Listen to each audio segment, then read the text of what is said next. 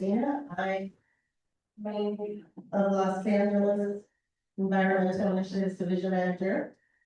I, with a great team, run a portfolio of clean energy programs that support commercial, residential, public agencies, agriculture, workforce education and training, finance, EPSE, infrastructure, and really we're, on this mission to drive this idea of bringing the disadvantaged workforce into the green economy so that there are more people like you and me entering into this green economy. One thing I want to talk about, because it's such an honor to be here, I actually grew up half my life in the city of Pomona. I went to school at Phoenicia High, which is now called Fairplex, in the early 90s. I came in America, my I had great education, and to be here today and to be a part of the clean energy we're going into the future is overwhelming at best.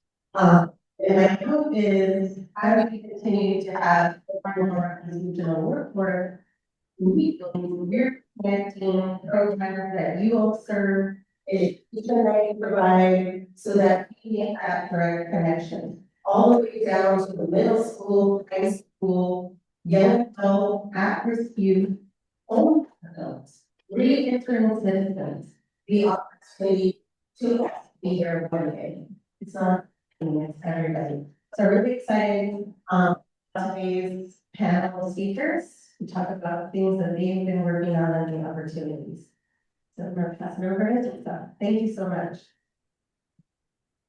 Thank you, Juana. Greetings, everyone. I'll stand over here. My name is Tessa Charonsky, and I work with Juana Medina at Angeles County's Internal Services Department of Sociology, Regional Energy Network. And thank you for being here for the Regional Workforce Alliance. Most of you know what this is. What we do is we bring together folks just like you from a range of sectors. So, virtual, this can be in person, if you are virtual, and you are equally important, we hope that you are just as active and involved in this conversation. But we bring folks together from labor and chambers of commerce and workforce boards and nonprofits and academia and other groups to really think, what are the challenges facing the workforce sector, and how can we solve some of those challenges in the economy. And so we have different themes that we focus on during each meeting, depending upon where we are. And so just a second, I'll tell you about and some of the issues that we're going to focus on today. But I just wanted to thank a few folks who are in the room or online. Starting with Cal Pomona. Thank you for allowing us to be in this site. It's an incredibly beautiful facility. And hoping that you all stick around for a tour afterwards. It's just stunning. Then I wanted to thank U.S. Springfield Council, who was our implementer, and which does a fantastic job helping pull these events together. So thank you so much. And then we have some staff elected officials. I'm not sure if they're here, maybe virtual, but Annette Greco, Environmental Supervisor. So Lisa's office is here or online. Emily Ellison, Associate Environmental, the LA County Supervisor of the Forecast Office, and Lizzie Rosales, Director of Environmental Justice Office here. Thank you so much for being here. So our theme, let's go on to the next. Let's go on to the agenda. There should be an agenda. Yes, perfect. Our theme is powering high-road jobs, clean infrastructure.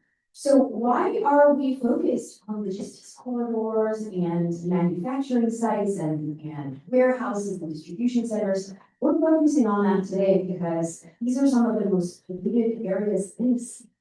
And yet, state regulators have done quite a bit to clean up our act, to ensure that we have cleaner buildings and cleaner transportation systems. And so that's what we're going to be focusing on. Folks in the camp are fantastic. Can tell us the direction that we need to go, the goals that we should try to achieve, and the accomplishments that we have made so far. So really, and the workforce, the goal is how can we integrate the workforce into all of the changes and upgrades that happen in these buildings and transportation sectors. We are going to start with a fantastic speaker, Alicia Gilby. Come on up to be introducing Alicia, who is also a colleague at LA County. Alicia currently serves as the Chief Strategy Officer for Climate Action Partnerships at LA County's Internal Services Department. Alicia has over 23 years of experience leading emissions reductions programs in the nation. She currently works at ISD spearheading the decarbonization of municipal infrastructure, accelerating zero emission vehicle deployment, and grid resilience in the county of LA. Thank you so much, Tessa. Hi, everyone. It's wonderful to be here. Thank you so much to the South Calvary team for inviting me. Sure. It's lovely to be here. I will tell you, it was pretty cool parking underneath a solar panel to shade my car. I'm very thankful for that. But it's a good reminder of why we're all here and the importance of focusing on workforce development. I'm not coming to you just as an executive in clean transportation and clean energy. I'm coming to you as a people connector, a disruptor for good. I'm really committed to how we're building the future for a zero emission transition. And as I think about SoCal Bend and the enormous impact that has on 13 counties in Southern California, reaching 20 million people, I'm thinking about the massive opportunities that we have to not only build infrastructure, but to build lives. There are 3 pillars of clean energy economy that I would like to talk about. And really a little bit about my experience and what I'm bringing to the conversation today, and then how it supports what we need to be doing, and focusing our conversation today very much on driving results. So that first piece, that first point, is how we're building the marketplace. I was very fortunate to work under the Biden-Harris administration for the Department of Energy. I also served at the White House as the first woman, as the Senior Transportation Director for the Climate Policy Office. I focused on supporting our ability to put billions of dollars out there to create that clean energy economy. Whether we were developing manufacturing facilities for electric vehicles or batteries, whether we were building the charging ecosystem to support zero-emission vehicles, that administration alone was responsible for 350 million jobs. That was such an incredible experience to be a part of that administration, and now seeing what I can do as the Chief Strategy Officer for Climate Action Partnerships in the County of Los Angeles. We're not talking about just deploying technology. We're building marketplaces that are building communities, that are building prosperity and commerce, that allow us to make this transition together. The second point I want to talk about is that we're upskilling the front lines. While I was at CalSTART, we were meeting one of my dear wonderful colleagues, Felicia Lucas, who's currently at CalSTART, Clean Transportation Nonprofit Organization. I had this incredible opportunity to create a program funded by the California Energy Commission to support the development of megawatt charging, to support the advancement of zero-emission trucks, from truck movement from the Inland Empire to towards LA and Long Beach. I know we're seeing a lot of that activity here at the Pomona Logistics Center, which is fantastic.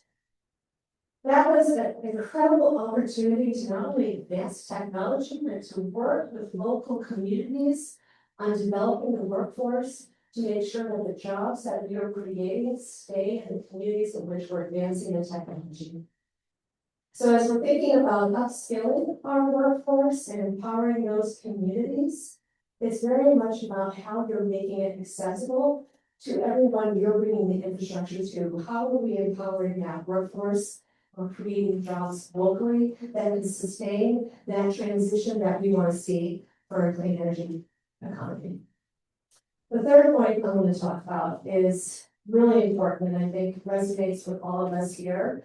And it's thinking about prosperity, and it's thinking about inclusivity, and that is building high road jobs are only successful as long as you're keeping them local to the community.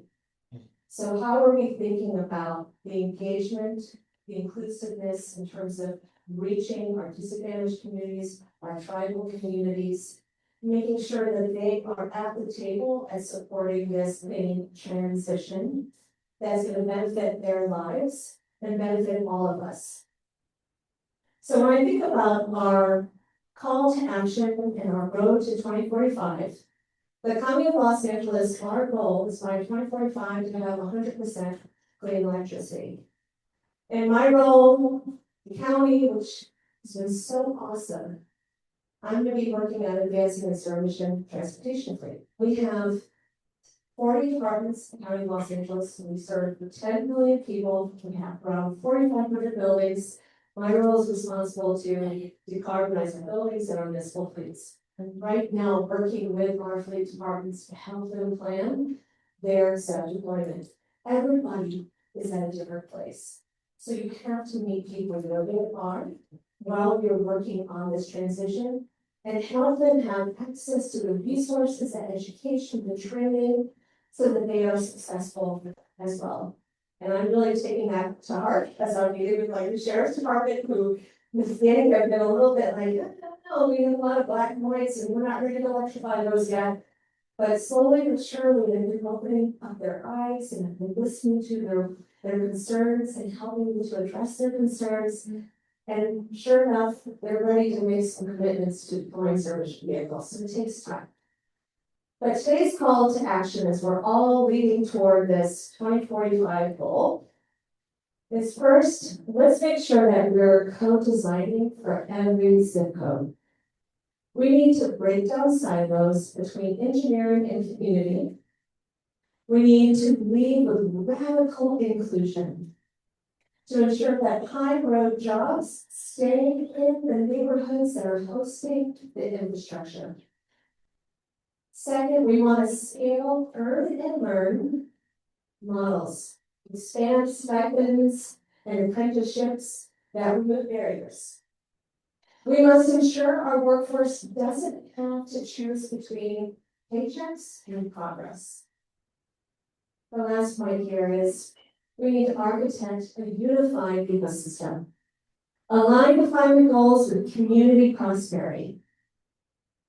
Treat workforce development as infrastructure as a single and inseparable mission. So my last point here is we're not just building chargers. We're not just building and deploying trucks. We're building the future for Southern California. Let's get to work. Thank you.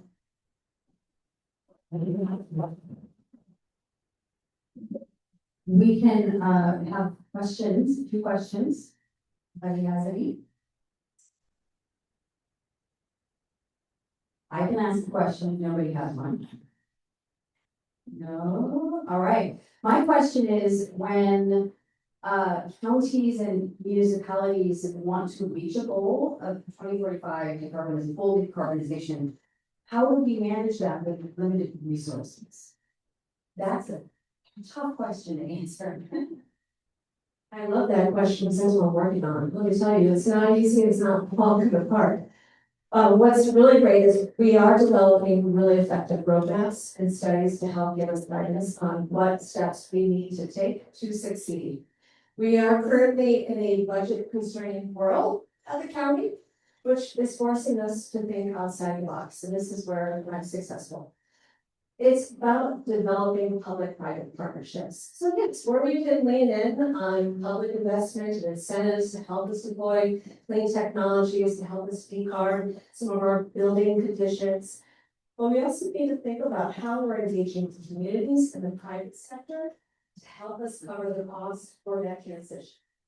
So that's a big part of my role, and I might have lost it, I don't know if you guys can hear me, but a big part of my role is building those relationships with stakeholders, bringing those partners together, thinking about how not only brings benefits to us, but how it's bringing benefits to the private sector and how it's bringing benefits to our communities. See some feedback. It's not to turn down the feedback. The question, why don't you? Good morning, thank you. So I had a question, you mentioned megawatt charging infrastructure project. You just had a question. Does that mean plan to operate with grid? Support that, or you can use a combination of operating grid and then energy storage and then place it, or what's the plan? Both. So excellent question around, are we ready to scale megawatt charging for electric trucks? The program that I had mentioned in my remarks, e-truck, the Electric Truck Utilization Research Center, Electric Truck Research Utilization Center, yes, e-truck. That's in partnership with SoCal Edison and LAPWP, and so we're working directly with the utilities on that project to kind of demonstrate what does it mean to scale megawatt charging.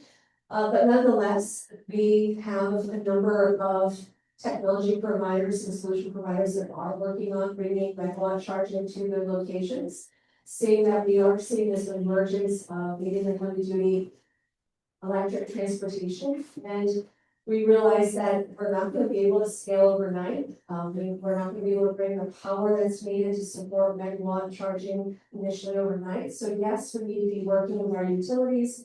We need to be planning out, projecting what capacity we're going to build. But what are the near-term solutions that we can bring, like energy storage, to help provide that power? So yes, I would say, to answer your question, it's going to be a combination of both.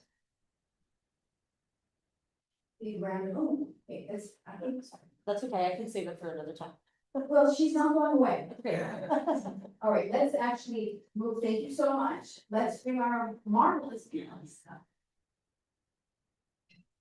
And what we will do is I will introduce each of them.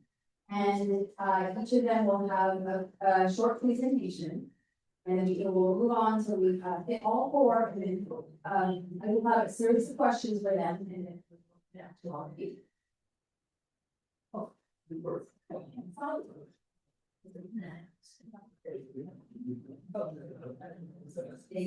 yeah, there's a certain orders behind these.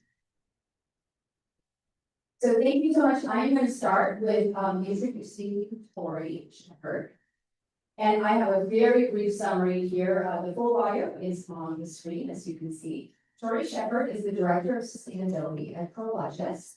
Tori manages key customer relationships and drives integrated solutions in energy, mobility, and sustainability at Prologis.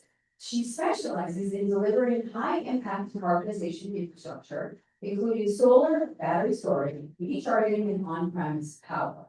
She holds a BA in Environmental Studies from Yale University, where she was the Sustainability Ambassador and captain of the varsity volleyball team. Awesome,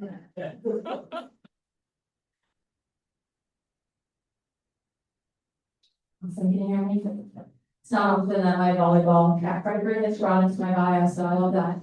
Hi everyone, my name is Tori Shepherd. As mentioned, I'm a Director of Enterprise Sustainability at Prologis. The summary of what that means is I work to align our customers' sustainability strategy with the energy solutions that Prologis can deliver so that we can partner on our decarbonization journey. For anyone who is unfamiliar with Prologis, don't mind just going to the next slide. We are the global leader in logistics real estate with 1.3 billion square feet in 20 countries. About 3% of global GDP flows through Prologis facilities every year.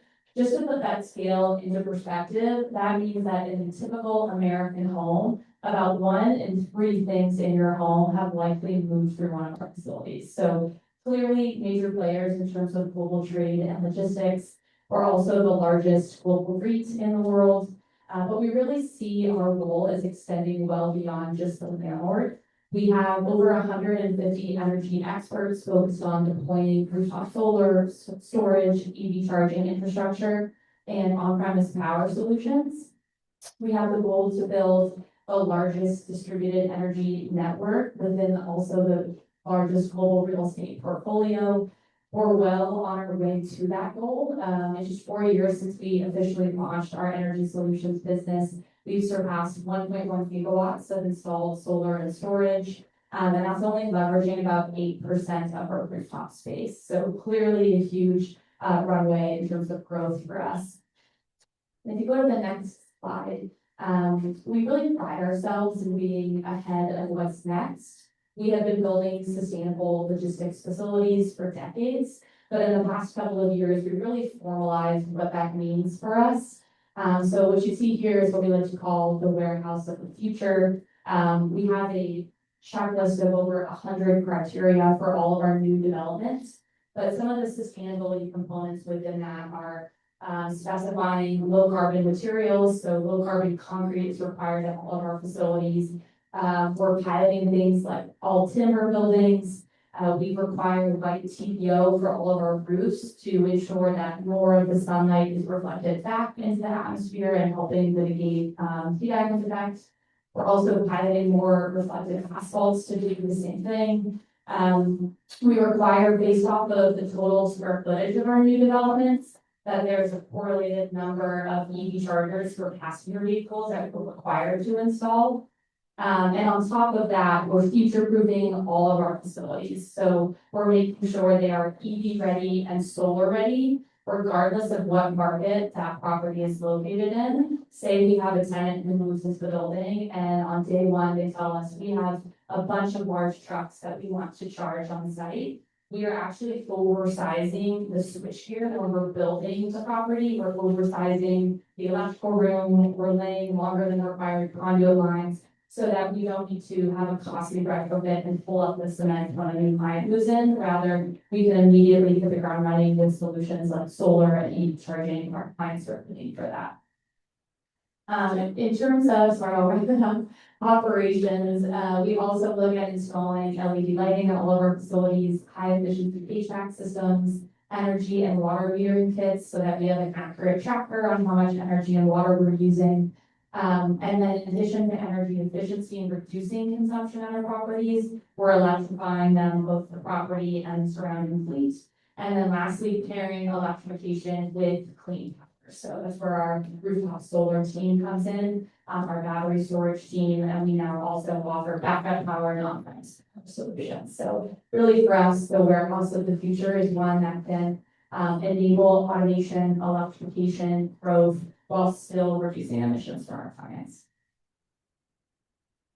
What an incredible model that is. I have so many questions for you, Doug. We're going to wait. We are going to introduce Dennis Rodriguez, Project Manager of the Energy Coalition. No. Yes. Yes. Hello to us. Danessa has a BA, or a Bachelor's of Science in Anthropology at UC Riverside, Master of Public Administration held from the State University of LA. And she was an AmeriCorps member, Congressional Fellow for California 34th District. She has 12 years of community engagement and experience in environmental fields. Welcome. Thank you, everyone. I'm excited to be here. My name is Danessa Rodriguez. I'm a project manager for the Energy Coalition, and I'm also the manager for the Pomona Acts project, which we're going to talk about today. So for some of you all that don't know about the Energy Coalition, we're a 501c3 nonprofit with over 45 years of experience in the energy sector. We just turned 50 last year. And our primary mission is to empower communities, specifically public agencies, schools, and underserved populations that are transitioning into clean energy economy, which we're trying, for us, we want to ensure that it's affordable and accessible. And we are the implementer for the solar power rent programs by supporting over 240 public agencies that help identify clean energy efficiency projects. One of our clean energy initiatives that I just wrapped up a couple of years ago was the Bassett Avocado Heights Advanced Energy Community.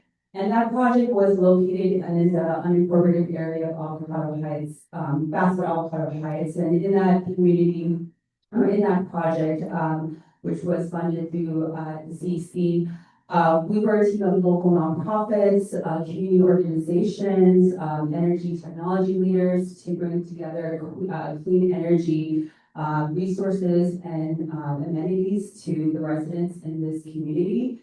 And what we were able to obtain, and my team was able to obtain, was the homeowners being able to provide solar and battery installations to and other electrification upgrades to 53 homeowners.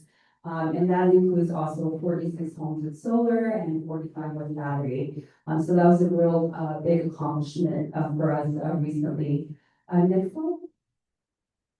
So the project that I'm going to talk about today, which is really exciting, is called Pomona Activated for Community Transformation and Sustainability, also known as Pomona Acts. And in this project, we envision a healthy, equitable, and resilient Pomona by addressing climate change while advancing public health and also showing community identity through that process. We're guided by social justice, collaboration, shared decision-making, and we aim to transform the historic downtown Pomona and 3 mixed use corridors, including the surrounding diverse neighborhoods.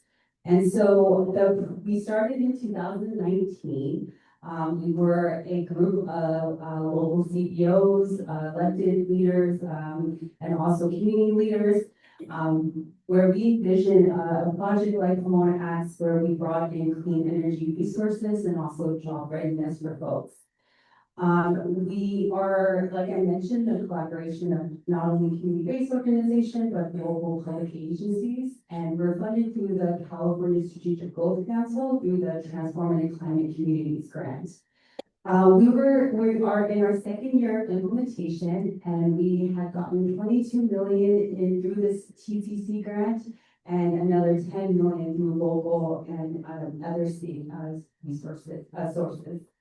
The project has 14 partners, and it includes 11 projects and plans. I'm not going to go over through all those plans, but one of them that we are going to highlight today is the Workforce Development Economic Opportunities Plan.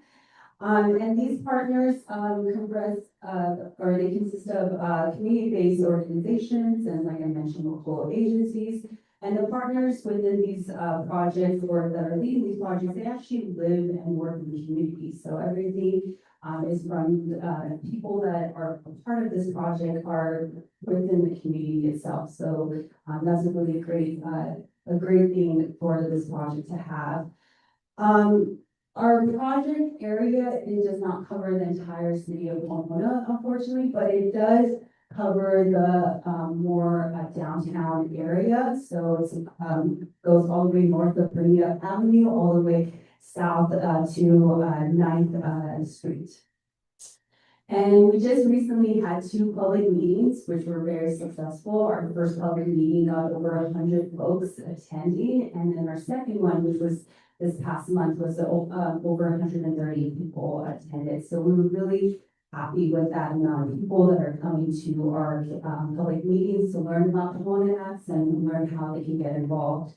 So with the Workforce Development Project plan, we are going to provide 75 participants with trainings to and prepare them to green careers. This includes solar installation, solar module construction, electric vehicle charging installation, and e-bike building and maintenance. And we want to provide wraparound support and services so we can connect a target of 50% of the participants to full-time employment.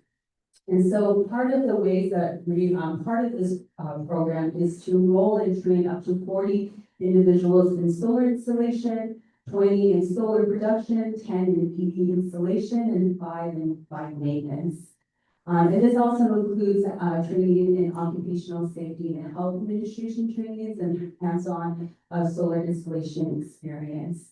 We're going to be coordinating with local workforce and service providers, and we also are going to have an advisory committee for the workforce development.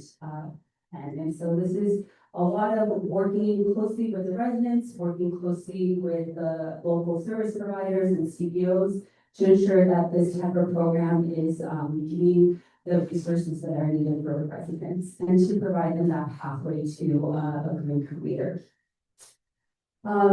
I will get into a little more detail through the questions, but thank you again, and I'll pass on to them. So, first one.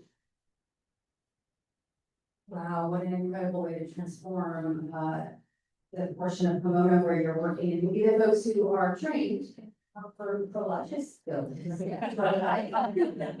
Please network and connections. All right, our next speaker, Alicia Lucas, is the Deputy Director for CalSTART.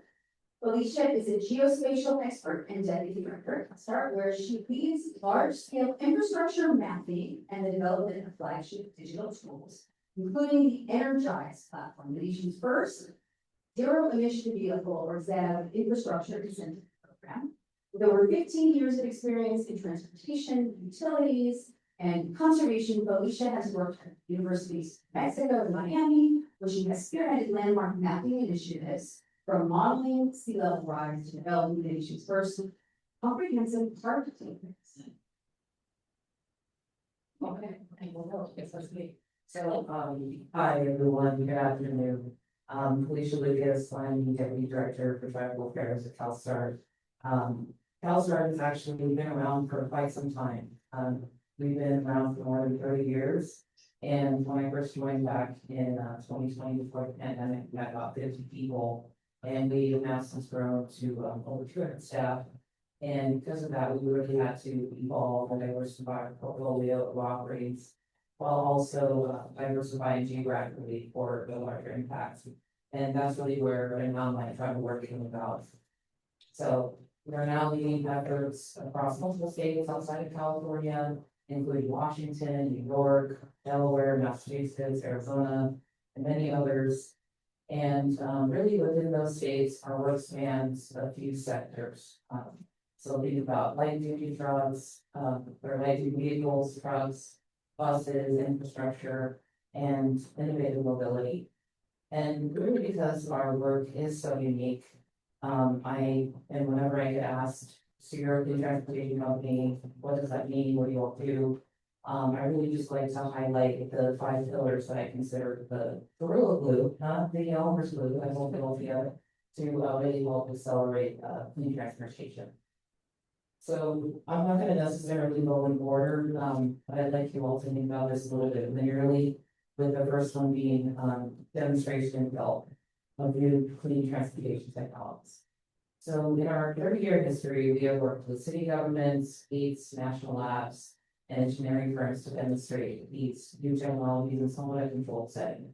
So which is really good because you want to work out kinks and ensure that these technologies and how the projects are actually viable before mass producing them, replicating them, and bringing them to the market. The next one here is market acceleration, which includes developing and managing a large number of incentive programs to really help drive the speed and purchase of cleaner technologies. So CalSTART's definitely an innovator here as we established a few first. So Alicia mentioned it, the Energize commercial vehicles project, which is for infrastructure for DC fast charging, megawatt charging now, and hydrogen at one point. I still didn't do that. We've led also the successful development of HTRIP, which stands for the Pink Truck and Bus Voucher Incentive Project. How that acronym came to be is a story for another day, but it really does give a point of sale discount for ZEV and heavy-duty vehicles at the dealership. And since the program's inception, it's put over 10,000 clean vehicles on the road in historically marginalized communities since 2010. And with this year, there's a lot more vehicles that are in our pipeline. So that then paved the way for another such program, such as CORE, which stands for Clean Off-Road Equipment. So think tractors, farming equipment, transport equipment, and even hovercrafts, which is fairly new. And the thing is you can't really have all these vehicles on the road without the charging infrastructure to support it. So Energize, as I mentioned, but also communities in charge is another program that we believe that we should also be able to be a part of, and that's just specifically for level two charging. So the next one that I'd like to talk about is assessment and validation, and what that really means is looking at the data. So CalStart's internal data team really focuses on highlights, insights, and trends. And you can't really do anything too well this day and age without the data to back it up, and you really should make quick decisions without data. So how this really relates to the inner workings of our incentive programs is we look at who is tapping into these buckets of funding and where those dollars are going, where those vehicles are being deployed. So with my mapping background, I do love good map. And what kind of information we're getting from data, we'll start to notice trends, which can then lead to tell with a compelling story. And with a good map, you can start to see where there's gaps, but also where there are opportunities. And I know everybody loves hearing a good success story, especially now. And those are the types of stories that help policymakers and other industry leaders that they want to see to help drive positive change. And everything I mentioned really culminates into the policy work that CalSTART does, and really getting the legal backing needed to increase opportunities and funding for clean transportation. So policy support is really our guiding light in this industry and for functioning society in general. But not everyone and organizations will do things just simply because it's the right thing to do. For as much as I would like to believe that, the industry does need a policy push to bring these innovative technologies and ideas to life. So, and I know we'll be touching on that during this discussion a little bit later. And last but not least, what really makes our ability to be relevant and stay relevant is our members. We have over 200 members, last I checked, and they span utilities, cities, fleets, engineering firms, and national labs. And what's really great about working with them is that they provide us with their insight and lived experience as experts in their industry, and which really provides that qualitative data point that may not necessarily be captured in the quantitative data from our data team. And it's a really robust ecosystem of support, which in turn gets them access to other like-minded organizations, which ultimately leads to strengthening in transportation sector. So all that being said, kind of a long-winded way, but CalSTART really does bring a holistic approach to the table, and very grateful and happy to be here. So thank you. Thank you so much, Felicia. What a wide range of work.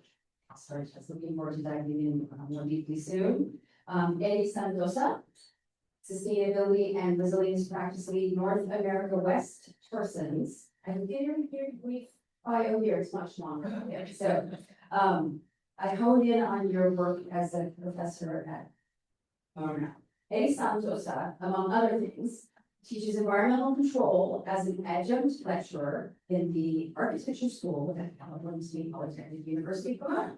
Serving on numerous boards and councils, Eddie has over 25 years experience leading infrastructure, net zero strategies, climate responsive design, green building, and LEED standards, implementation projects, much more. Thank you so much for introduction. So I think probably I will approach it from what is a person do, what have we been doing across my career. So Parson is a public company, so basically you can search and Google and get more information. It's like 6.8 billion revenue a year. So we basically infrastructure provider from the design side or early stage to the construction side. So we do a lot of project from bridges, buildings, infrastructure. In terms of electrification, I think the one that we take a look at sustainability, what we do is mostly what I involve also is providing the sustainability solution, not only for the certain building or certain area, but it's like in overall infrastructure. We take a look like a $3 billion project and implementing the sustainability in their program as well as a smaller program. For example, like if you have a road road repair or something, what we can do to improve the sustainability on that one, as well as a bigger implementation strategy, for example, like electrification and work with the data center like approaches, how we can put a creative solution and a solution that works and make sure that it is can be implemented in a project. So that's probably part of it, and I think I'll probably give a little bit background about myself. So I think uniquely I'm an architect, some people, but I work in a building industry for a long time before shifting a few times. Initially focused on certification, lead, moving to the more energy efficiency of building net zero. Now I'm focusing more in infrastructure. In electrification side, I'm focusing more in the planning and facing, like I think the challenging part, how you implement, right? It's not just one day implementation. You need to have a strategize how you implement electrification. Now, maybe it's at a portfolio level, the city level, or in the project. So we work with the transportation agency, like LA Metro or airport, how they can electrify their facility. That's a part of the bigger thing, bigger equation. And also we get also with the data center and other equation on that one. How we can electrify is definitely like we know all that it is not easy thing. It's a, for example, like you can make analogy. It's a building is only about 1.5 watt per square feet needs in terms of the peak. 1.5 to 2 watts per square feet. If you add the charging station, the tier 3 is 250 kilowatt. So what we need in terms of electrification, definitely we need to provide a creative solution, those 250 kilowatt one. So even the big building, you install 3 fast charging, that's almost you double the size of the building. So we talk about the increase of the need of electrification, and we also need to know that the data center will need additional 5 to 6% of our capacity in the next 5 years. Plus, how much is you need for electrify the transportation? Where some people say about 95% that we need as minimum, and some people put the number around 3 times what we need now. So that's give you an opportunity in the workforce, how the new opportunity will come into the market. That's a triple what we have right now that we need in our electrification and electric infrastructure. I think that's probably all that. Wow, definitely challenges, right? We have these goals, but we face challenges in implementing them. So thank you to the panelists. I have a series of questions, starting with the regulations that sort of influence much of the work that we do to clean up our fleet center. The California Air Resources Board, CARB, has the Advanced Clean Fleets mandate. The AQMD, don't ask me what that stands for. Air Quality Management District has the Warehouse Actions and Investment to Reduce Emissions rule. And I understand that these have led to a lot of the work that we're doing, right? These are regulations, so we would have to electrify our fleets and clean our buildings, which impacts communities. How do we feel that this affects workforce? Does it create the high road jobs or the high quality jobs, the high paying jobs, the living wage jobs that we need? And this is for anyone who wants to answer.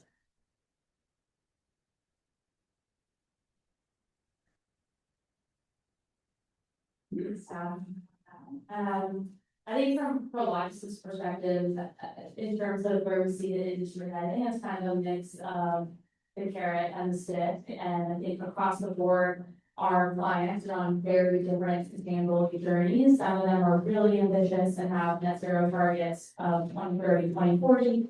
Others are really only moving forward with initiatives because there is that regulatory stick.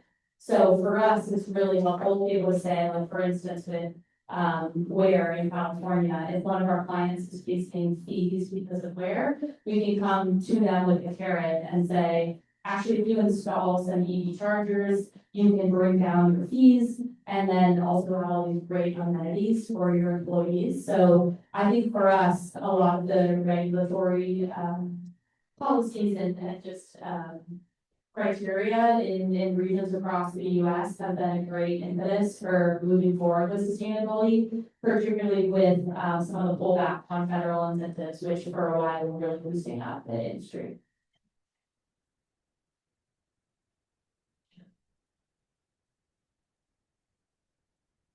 So your question is near and dear to my heart. So I've been in the shoes of working at CalSTART, where Felicia did a beautiful job of outlining kind of our market celebration, or CalSTART's, still say we, CalSTART's market celebration program, where developing incentive programs to help with the market. And that's going to be really critical for compliance with the advanced benefit rule. As I come into this role with LA County, and I mentioned to you earlier that we have 17,000 vehicles across the LA County fleet. We have a pretty aggressive plan to help transition them to zero. However, it's not going to happen overnight. And we don't have the money to buy all those vehicles, nor do we have the infrastructure in place to support charging those vehicles. So how are we going to do that? That goes back to your question about public-private partnerships, and could we be collaborating, for example, with coaches where there might be a shared charging opportunity where we need to deploy even heavy-duty vehicles, right? It's thinking outside the box and how we're going to make that transition. I will share that as I've been in this role on the California Air Resources Board, who I've been working with for the last 15 years, and now in my new role, have been wonderful partners. I came to them probably the third week into my job, I presented to them and said, look, LA County wants to comply with the advanced clean fleet rule. We've developed a plan. I can tell you how many vehicles over the timeline across the different vehicle classes. We are committed to do this, but here's the challenge. It's going to be difficult for us to pay for it to keep up with the timeline that we're forced to meet. Can we dedicate a carving of funding for public fleets so that we have runnable access to incentives to help us make that transition? Within 2 weeks of that meeting, they released the latest round of standard HVIP funding, which is $89 million. They also created a carve-out of funding for public fleets, which is fantastic. They are listening.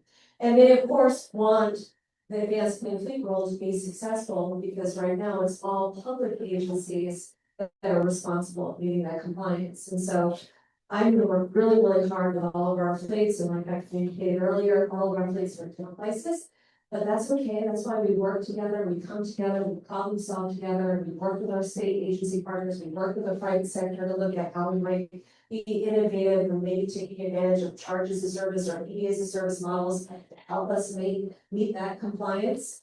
But yeah, it's really important. I think related to the indirect source rule for warehouse and distribution centers, that's another opportunity to really look at how we reduce the impact on our nearby communities that live near all these logistic hubs. And what I've seen so far, and that's why, companies like Pelosius are just wonderful to work with, and are really good examples of just the various ways in which they're supporting decarbonization. It's absolutely important that we support these rules, but again, we need to make sure that we have the enablers in place, the partners, the funding resources, the thinking outside the box, public-private partnerships to help make that transition. Again, it's going to take some time. We need to be thinking about how we're going to be building power capacity to support this transition. That's going to take a little time, but I know that by working together, we're going to make it happen. Anything else? All right, next question. This is on localized community impact. This question is for Nanette. Through initiatives like Pomona Hacks, we see the importance of hyperlocal engagement. When large-scale clean infrastructure projects come to the Pomona area, how can the Alliance ensure that the economic benefits, specifically these high-road jobs that we care about, actually reach the residents who are living in the corridor rather than being outsourced to labor pools outside of the community? Thank you for that. So I have a couple of answers, for that question. Like I mentioned before, we're funded through, the state of California and you look on an ACTS project. And for this plan specifically, we had to ensure that local job recruitment and our participants are aware of these opportunities. We had built it into our work plan for the workforce development plan, that there is some coordination between Pomona Act's partners and local workforce, CBO partners such as Pomona Valley American Job Centers, who we're gonna work with to make sure participants are enrolled in that. We're also gonna be working with local service providers such as Volunteers of America and Just Us for Youth. We're gonna work with the County of Los Angeles, City of Pomona, industry stakeholders that work in career pathways. And if needed, we also can create a community benefit agreement, labor agreements and community workforce provisions. So these are all things we do have to do within this plan. It's not something that we are going, we're thinking about or we have an idea of, something that's kind of actually deliverable for us. We're also going to have, within this plan, a job placement program. So we're going to develop a case management tracker to outline any barriers with the enrolled participants for attending trainings. Sometimes these trainings, they happen in the morning, they happen during the day. And so, that can create some barriers for participants, especially folks that might be working or maybe have families or other priorities. And also thinking, what are the barriers of future permanent employment? That could be a barrier as well, finding permanent employment. So we're going to develop action plans, to these barriers, and we're working with a community-based organization that's, working on this plan called Godly Entry. And so I didn't mention this before, my apologies, but the agency that's leading this project is San Diego Valley Council of Governments, and then the subcontractors are Activist Community, Gospel Pantry, and Great Alternatives. So these are CEOs that are local and also that work in the state of California. We're also going to have job skills training, and that includes resume building, interview prep, financial literacy to ensure that they're job ready by program completion.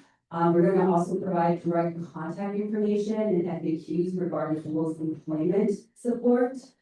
And then we're also, like I mentioned earlier, we're going to have a workforce development committee. So we actually have 3 committees, and it's going to be a community engagement committee, a displacement avoidance committee, and then our workforce development committee. And this committee members could be volunteers, they could be residents. They don't have to be enrolled in the program, but if they are enrolled in the program, that's an additional bonus to us, because these committee members are going to be talking to us, the partners, the residents, anyone who's involved with this project about how is this plan going? How's this program going? What are some things that we could work on in terms of fixing the program? What are things that are working? Who are other partners that we can get involved with to make this program better? And then the long term. This project, community Pomona Act is only 4 years, and we're in our 2nd year of implementation, so we still have some ways to go. And so we need to start thinking about what is going to come after this and how we can extend more programs like this and to ensure that they continue to stay with the city of Pomona and also other communities within the county of Los Angeles, and how other cities and other areas can replicate something like this as well. We're also providing some stipends for some enrolled participants. So who we are targeting are women, veterans, people that are enrolled in public assistance programs such as CalFresh, Medi-Cal. Some folks, transportation can be a barrier for them to attend or to attend anywhere. And now that we're seeing gas prices going high, it's getting a little harder for folks to go places. So this is an opportunity, this is a way to ensure that people attend our trainings. Through Pomona Acts, we do have a transit pass program, so we're going to provide passes in Metro for our participants that need it. Once again, you have to be eligible for public assistance programs. One of the things that I think is really great about this program, the workforce development plan, is that While the participants are getting trained in EV installation, light maintenance, and solar installation, we have projects that are actually doing those things. So I didn't get to go over all of the projects that we have, take up all day to talk about, but I hope you all go to our website to see all those projects. But so a few of those projects is an e-bike library where we can provide those e-bikes. We will have solar and battery installation and also other energy efficiency amenities installed for renters and homeowners. And we will have EV charging station. We're gonna have 2 of them. So while folks are being trained in these programs, they get to see the progress of these other projects, including the finish of the projects as well. And so that's something that I think is really great about this program, is that people can see in real life what the skills that they're learning and the programs and the technical skills that they're learning, they get to see that in real life. So that's really great. I think transition and also connection that we have with this plan and all the other projects that we want to have. It sounds like not only transforming communities to be more climate resilient, but it's a social services supportive program as well. What a marvelous model. I do believe that the funding opportunity for the next round is opening pretty soon. And I can see why this would be a very competitive project. It sounds fantastic. Okay, I have a question now for Alicia. A higher job isn't just about a paycheck.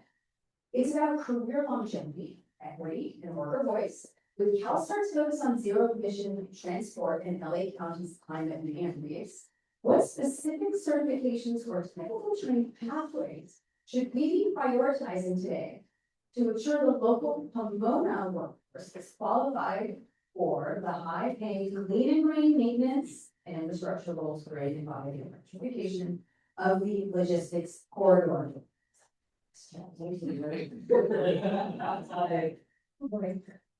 Yeah. Somewhere.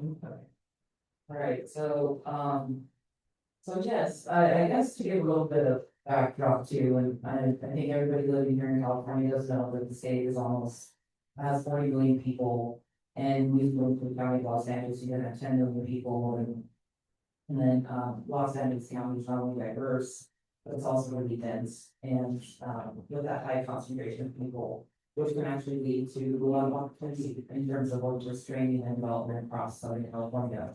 So one of the bills I'm going to actually bring up is SB 535, which does require that part of the funds appropriated from the Greenhouse Gas Reduction Fund does go directly to underserved communities. So really a good portion of that can really should go to training the workforce that complements California's aggressive climate goals. So there are a lot of young people out there, there's a lot of talent in the region, and these types of jobs that I think are considered somewhat new from the AI takeover really are the trades and certifications. And what the industry really desperately does need are certified electricians. So I recently read that the number of electricians leaving the workforce is about 20,000 a year. Whereas the number of new electricians coming into the workforce is just 6,000. So that's a huge gap of workers needed when you're talking about electrifying not only your roads, but also data centers and megawatt charging facilities and other things. And the thing is, once you get to megawatt charging, you also need to not only just have your journeyman's license and be certified electrician, you also have to complete additional training, which is called the EV-ITP training program, which stands for Electric Vehicle Infrastructure Training, which focuses more so on the safety, but it's required to install anything that's in the megawatt level. So IBW, or the International Brotherhood of Workers chapters, they have programs to really try to bring more young people into the trade business, and they also are really trying to focus on bringing more women and to become electricians. And the thing is these are not only really great paying jobs, but you essentially earn while you learn, which is something that Alicia mentioned earlier, in that they paid internships with a guaranteed career path once they're finished. So students don't have to take on any student loan debt. And if they're really good at what they do, they can eventually become an independent contractor and work for yourself. And, if they're really feeling motivated, they can maybe even start their own business and really start to kind of bring in the big bucks. Because that's something that actually we see, some people on the youth is that they're very entrepreneurial. You know, for better or worse, YouTube, Instagram, TikTok, they're all trying to do new innovative things, and this is a way for them to kind of be in control of their destiny. So the thing too is that, once you become an electrician, you're not just limited to charging, or installing, electric vehicle charging stations. Those skills are really transferable, and you can, you know, wire stadiums, buildings, homes. Wherever there's power, there's gonna need to be, an electrician. So I really do think it would behoove the state, to have an aggressive training campaign and partner with technical schools and community colleges to gear up for what is to come, because it's not going away. And, one last thing I'll mention is that for some of those hard to reach communities, you have to look at and consider mobile workforce development, programs, where the instructors actually go to you. So, there's an organization up in Sacramento called Cal Epic, and they actually started this new initiative where they have this mobile workforce development van that goes around and serves 8 counties. It works with 150 students to get them certified and trained in like clean technologies and things like that. That needs to happen probably on a larger scale for those rural communities and tribal communities. So I think typically they're always left behind. And, you know, whenever we think about electrifying, we naturally go to where there's the hub and where we think the need is. But oftentimes those people feel that they're forgotten too. And I think if there were to be actual intentional investment into bringing them into these jobs and also getting them excited about it, they're more likely to want to participate.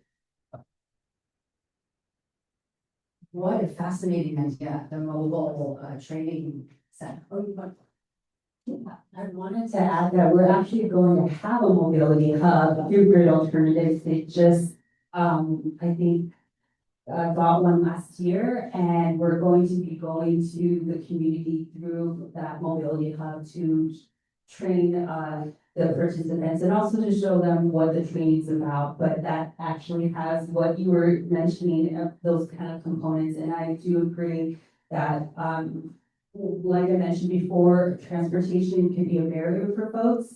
Even if you're living in the city, you know, our infrastructure is not there like other places in the US. So it's really great that we can bring, the trainings to the people, because that, like I mentioned, can be a barrier sometimes. Love that. And of course, we're at Cal Poly. Do you have a program to help electricians, become electricians? Not yet? Not yet. Excellent. Okay, I have one last question. And then I'm going to open it up to all of you. And again, those of you who are on the line, please ask questions as well. So this one is targeting Eddie and Tori on multi-sector collaboration. Building clean infrastructure at the scale of Parsons projects or Prologis' real estate portfolio requires a massive energy and water transportation nexus. What is the biggest regulatory or technical hurdle you face when trying to implement large-scale efficiency projects? And how can public-private partnerships help to clear some of those hurdles to accelerate job creation? I think right now our biggest friction point is interconnection timeline. So for anyone who's less familiar, if we're building a new warehouse and the energy infrastructure is not yet available for that warehouse, we have to apply to the utility for interconnection to get power to the site. And similarly, if we're building rooftop solar, we have to apply to connect that solar to the grid. There's reports from Berkeley Lab that are showing that across the US, those interconnection timelines are spanning up to 5 years. So really delaying project construction and development, which is a huge challenge for us. Obviously it can increase costs. And so I think the approach that we're taking is working with utilities on utility partnerships. We have a whole team at Prologis that focuses on utility engagement and partnerships, so that we are not just going to the utilities with one-off requests to interconnect, we're actually helping them modernize how they're leveraging logistics infrastructure to strengthen the grid and benefit their communities.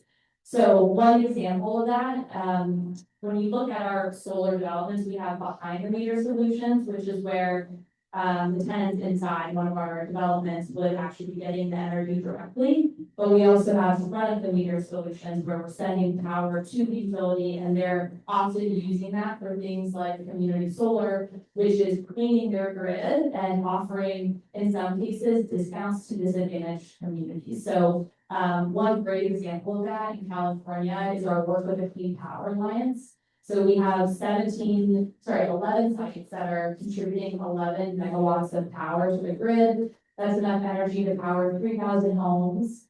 It avoids over 28,000 metric tons of carbon emissions every year. And what's particularly impactful about that initiative is because of California's disadvantaged communities green tariff program.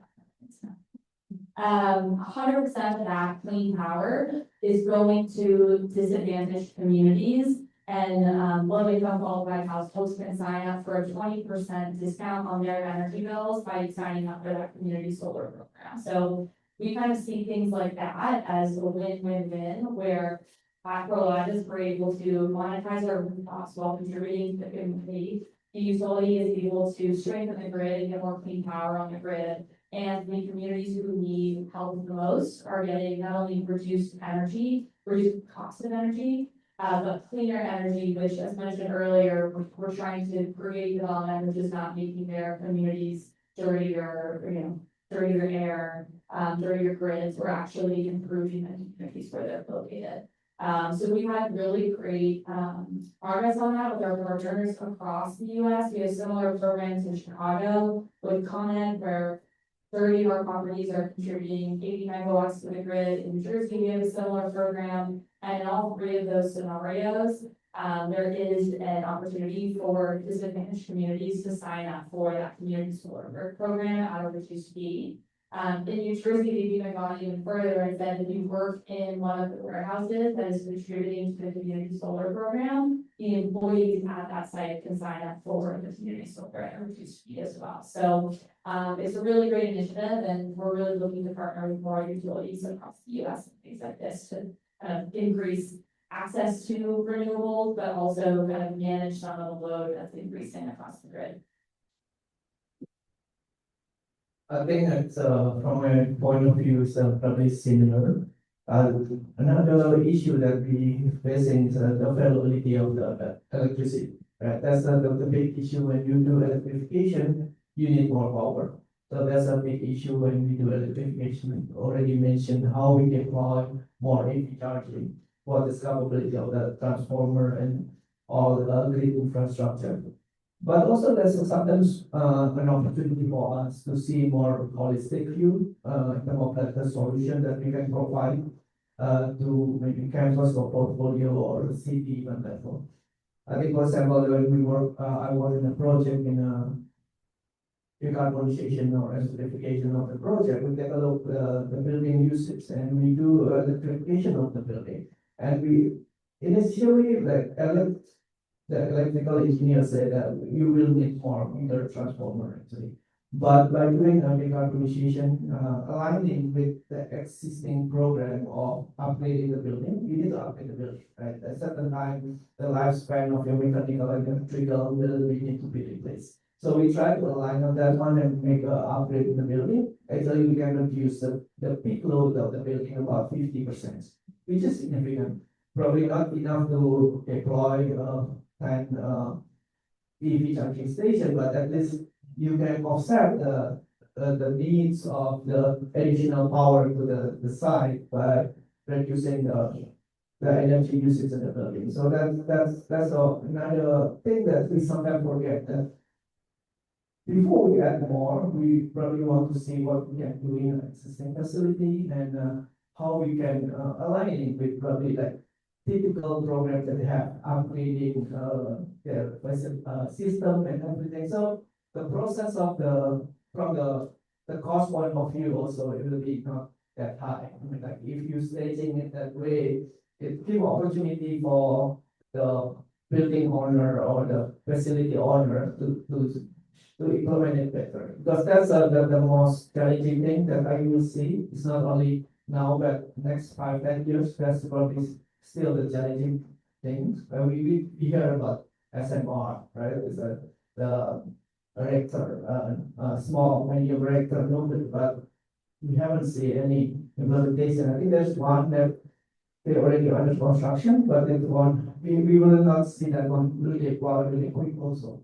I don't know whether they have any information more about that. So that's kind of the issue because we have a project, hey, I want to electrify the whole airport. But our utility company, we cannot provide anything more. So that's a challenge, how we can electrify when there's no more supply.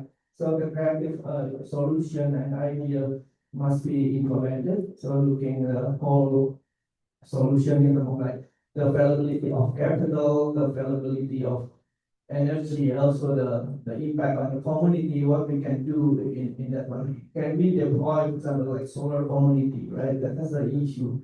For example, like we talk about hyperscale data center. Well, if you have a one data center at 10,000 square feet, you talk about 150,000 square feet PV solar. If you have a space, that's fine. If you don't have, then you need the land. And so that's something that we sometimes with the constraint of the regulation and availability for utility, we need to provide the creative solution. I think that sometimes you have, sometimes you don't have. There is also, I think I just read the news that there is a issue about the farmland in Santa Barbara. They want to put a PV and there's regulation and they don't like it because they want to keep the farm. So it's not like we need to balance between both the solution, right? What kind of the best solution that you want to provide? So, same one with the hydrogen. I know people, oh, hydrogen really can help, but 99% of hydrogen supply actually is green hydrogen. So is do you want to electrify but not from the green source of energy, or do you just want to electrify? So ideally we want both, right? The goal is always we want to electrify to provide cleaner air and a better environment, not only just solely electrification. Can we staging that one? That's the thing. Sometimes we cannot do now, but can the solution that we provide now can be in the future if we want to replace. There's a project that I'm working for that we probably cannot put a battery. It's not enough battery in that size, but they ensure that in the future, if the lifespan of generator and they can replace with the battery. So there's kind of like strategy and smart idea that need to be implemented in our design solution or our policy solution, because sometimes it's not like black and white. You can flip it in one way, but it's a small process, and like I mentioned, it's not also the time sometimes have 2040 goal, 2050 goal, 2060 goal, and also depend on technology, right? And like you heard about, hey, the airport want to be net zero, and suddenly Boeing and Airbus said we don't want to do the sustainability air fuel anymore. So that is we cannot go. That's the main supplier of airplane. They say no, then we rely on the portion we can do. So it's sometimes it takes time. Just it's a process, I think.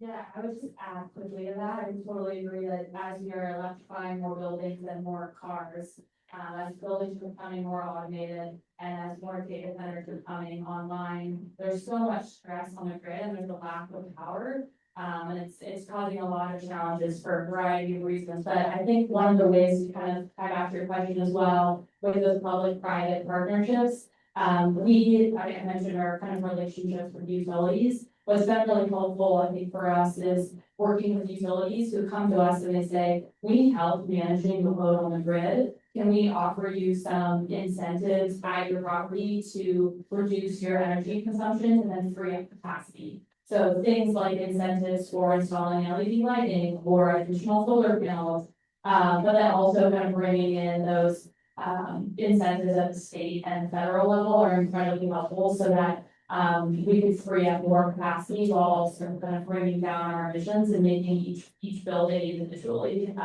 less carbon intensive. You just sort of reminded me that we are, so we all ran in the business of energy efficiency, right? So you're reducing load, which means that you can realize some of these other critical goals. We have lots of goals and lots of even very ambitious policies, sometimes run into the reality of don't have the load, or we just can't manage it. Energy efficiency is one of the strategies that we can use to actually be able to clean our air and reduce greenhouse gas emissions. But thank you, what a marvelous one, let's give a round of applause.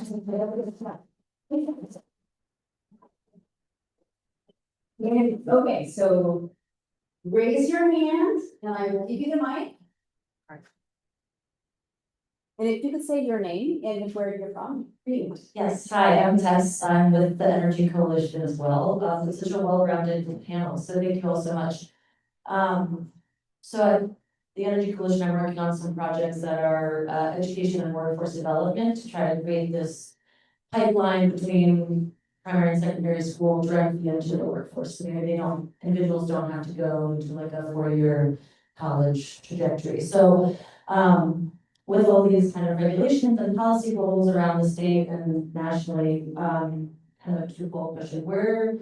What do you see as like the kind of top sectors that will need to fulfill these goals in terms of jobs? And with that, what are some of the gaps that you're seeing in terms of job applicants and the industry? So you mentioned kind of electrician for these transferable skills and the need for training. So I'm curious, kind of what are those heavy hitting training gaps that you might see in some job applicants?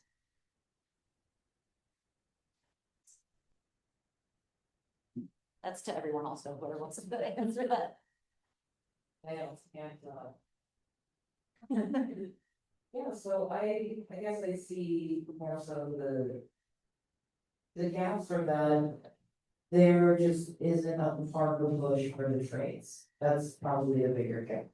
And I actually had the opportunity to visit an IBW facility a few years ago in San Diego, and they were talking about that whenever they go visit high schools, they're usually given, they're directed towards students who may just not naturally start inclined to want to pursue a 4-year degree. And they said, no, we would like to, open it up to everybody because we do want to have some of those engineer-minded students as well, not just students who are maybe really good with their hands. So, so that's, I think, is a gap. But I think a really an even bigger one, and I wanted to mention it too, was that really just there needs to be a K-12 sort of pipeline for all these things. I remember when I was growing up, we were talking about recycle, reduce, reuse. That was when I was like in first grade. And I don't know if that maybe becomes an environmentalist or, a geographer, but I think it did help. And I think by the time I got to high school and then college, I was already convinced of the transition and what career path I wanted to take.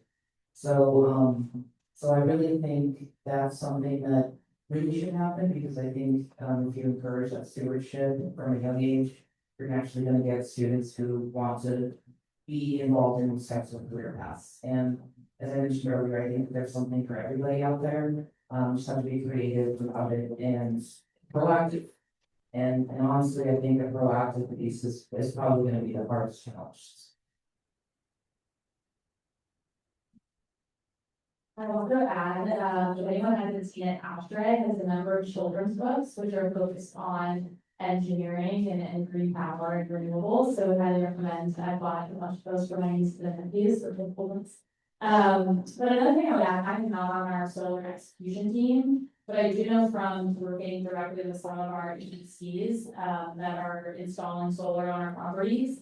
A number of them have highlighted to me that even if you go to college and get environmental engineering degree, in order to actually install the solar, you have to get licensed and go through a separate process. So I know there's some universities that are working on incorporating more of that into their curriculum. That would be a big clear opportunity there. Just add something really quick too. So I did my AmeriCorps Vista year actually here at Cal Poly Pomona with the College of Engineering. And we did have a K through 12 STEM pathway for students in Pomona to start thinking about engineering, specifically females, and to create a pathway for them to get into Cal Poly Pomona. And that was through Project Lead the Way. I'm not sure if it's still around. It's been over 10 years since I've been in AmeriCorps, but that was a really great a great program. And so more programs like that, I think, will be helpful for folks and for students that are young, that are, thinking about engineering or thinking about, getting into this field.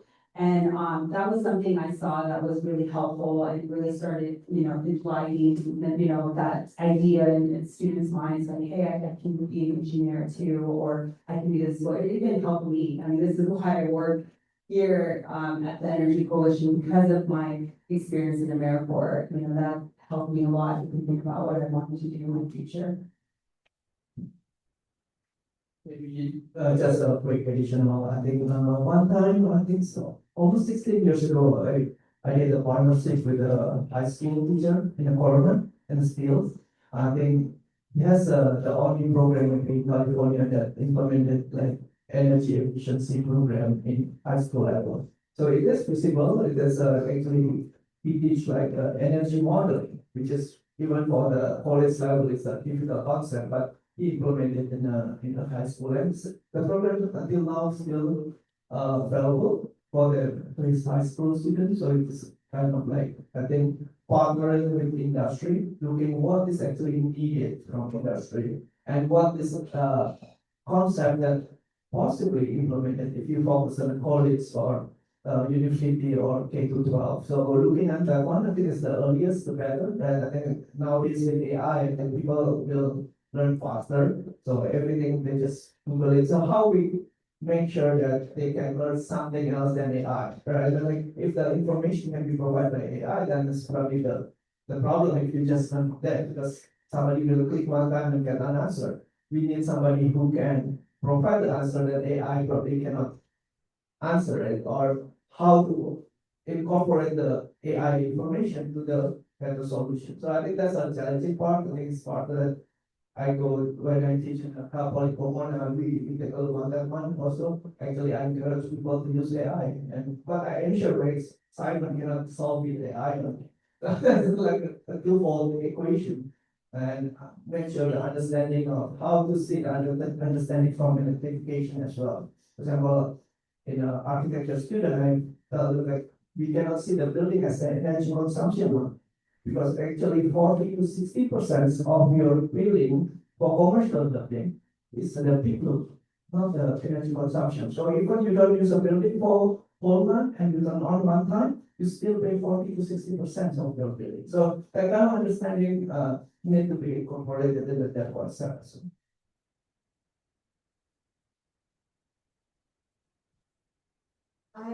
So first of all, I love that you brought up the reduce, reuse, recycle gun. So I think he inspired me to. I don't know if you came dressed up in this big green outfit to school. Oh, yes, I remember. You would all sing a song.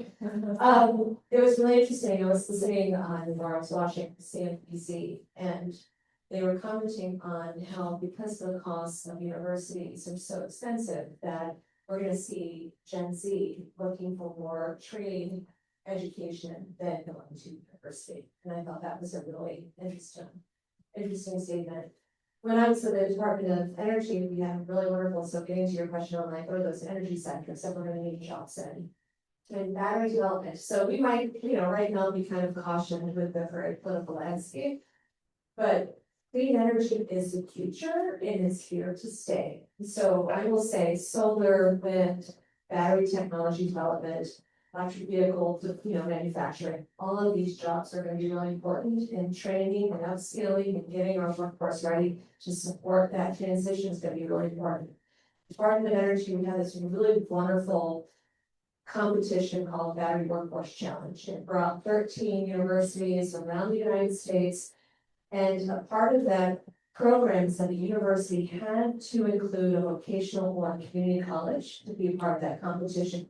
This whole competition was getting hands-on experience from Stellantis on how to design a battery pack and learning the whole manufacturing process. But it also provided other skill sets in marketing, communications, project management, various other engineering skills, but also how to support all the different required skills across the manufacturing pipeline, which I thought was wonderful.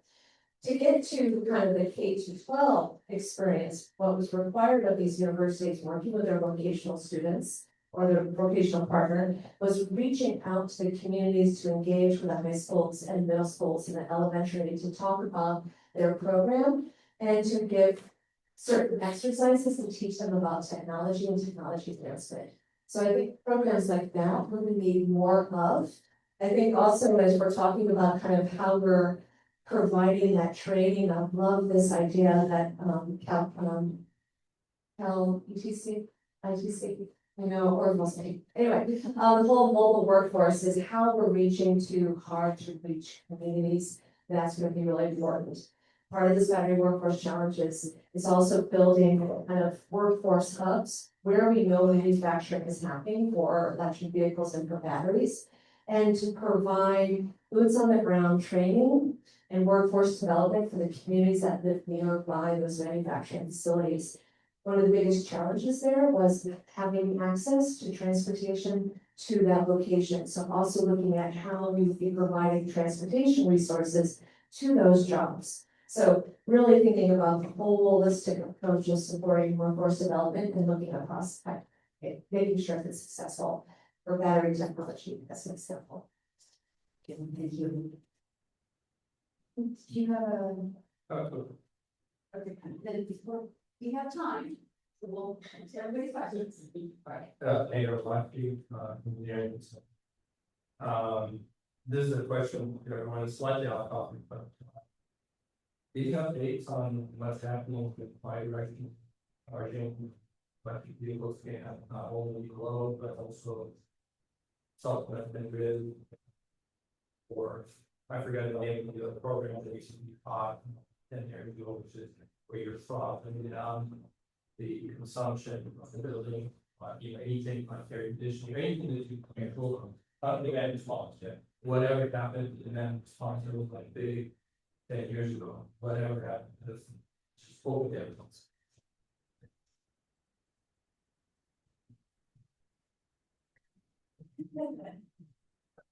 Love this question.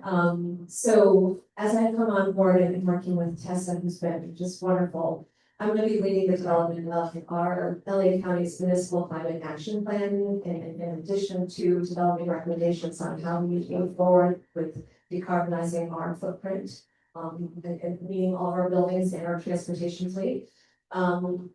Was developing kind of energy audits. And originally we were looking at energy audits, just looking at standalone building. But as we're talking about compliance and having to advance as zero emission fleet and comply with the advancement in fleet role, we revised that program to incorporate transportation electrification. And that's really important, because we need to know how much energy we're going to be utilizing at a site. So in addition to where we might be improving energy efficiency in the building, we're now going to bring additional load because we're going to be putting in fast chargers to help support charging medium and heavy duty vehicles. We're going to see a much higher load there. But we're also experiencing, you all know very well that, we've had these wildfires, and resiliency is such a critical aspect to how we're going to support our energy ecosystem. So as part of this, developing the MCAP and our energy audits is looking at how we might be able to utilize vehicle to grid technology to support our energy management, and in times of resiliency when we need power, how that's going to play a role. So I think that is the future. I think, I'm not a specialist and I won't act like I'm an expert in this area, but that is an area that I definitely want to become more knowledgeable of, because I do think it's going to play a role in resiliency and how we're going to be managing across our energy ecosystem. I also am not an expert on this topic, but I agree that it is something that we're looking at and will only grow in the years ahead. I think the challenge has been across the board, there's been less investment in EVs since July of last year for obvious reasons. But we are actually, we have some great partnerships with universities like MIT and Stanford, and we're looking at where it makes sense to have bi-directional charging. I think in the markets where we are prone to natural disasters or there's more demand from the grid, those will be where it makes the most sense. We haven't had too much development in the US on that. In terms of smart kind of building systems that are able to help with demand management, I think we're seeing that a lot in other parts of the world as well, where we're looking at microgrid solutions. And we have properties that in real time are basically adjusting to what is happening on the grid, how much energy are our solar panels generating, when can we kind of save money by kind of pushing the energy supply or pulling the energy supply from the battery versus the grid. So it's something we're actively researching, but unfortunately, we don't have any specifics on it yet.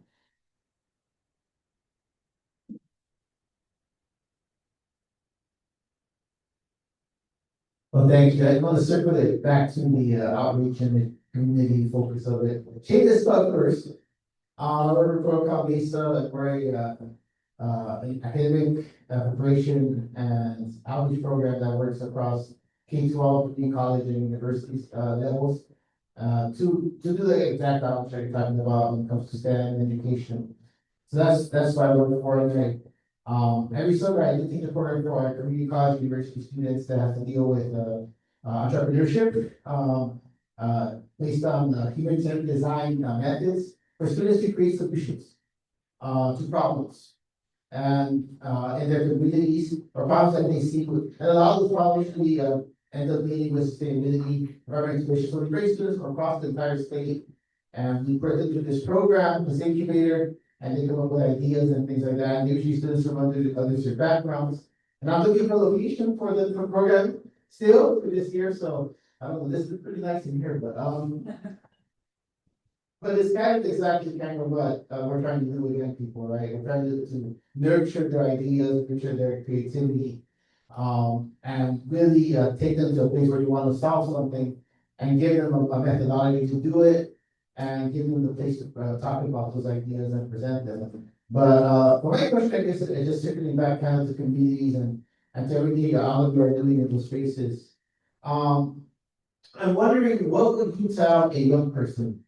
Because I think right now a young person that wants to solve and become part of this industry, and a lot of young people do, they want to have a part in sustainability and doing something good for the environment. What would you tell that young person that is kind of getting from that I think the communities where we serve is are like communities like Pomona, San Bernardino, we're in these communities. What would you tell that student that wants to work in those fields, but they're kind of confused by what their school is offering? They're offering pathways, they're offering CT, they're offering all these programs, but what their community is telling them. It could be from home, from their parents, they're hearing different messages, what they're hearing in social media, in the public sector. If a student really wants to pursue making a difference or being part of these industries, what would you tell that young person? What advice would you give them? High school student.